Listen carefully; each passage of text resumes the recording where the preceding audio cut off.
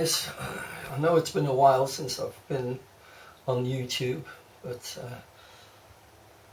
with this lockup I'm going to try and get back into it, and with requests that people have asked me.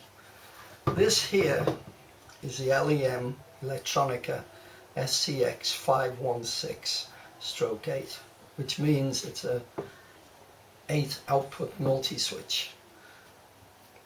The nice thing about this particular one is we have both SAT-CR and legacy, meaning that if you've got an Explorer, you can connect an Explorer directly to here, or if you've got one of the older types of decoders, you can use the legacy side of it, which is the old SAT-IF system. It will just automatically switch in between. I'll show you a few photographs later, but the light changes whether it's on, it's either blue or red, depending on whether it's on SAT-CR or whether it's on legacy. So if you put this into a riser, you can instantly see who's on SAT-CR and who's on legacy. Some of the things you need to know is that you need to have a quad input. So you would set up your system as such. You dish with a Quattro LMB, horizontal and vertical, etc. Normally we put it into an amplifier, an inline amplifier, an ASX 4/20, which is a 20 dB amplifier with a small power supply.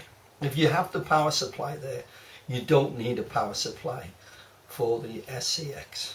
However, if you're quite close to the dish and you feel that the signal is high enough, you can always try it with fitting a power supply, which is a figure 8 or a Philips power supply in there, and connect it to the side, like as such, so that you've now amplified this, as well as sending up a voltage to the Quattro LMB to fire it.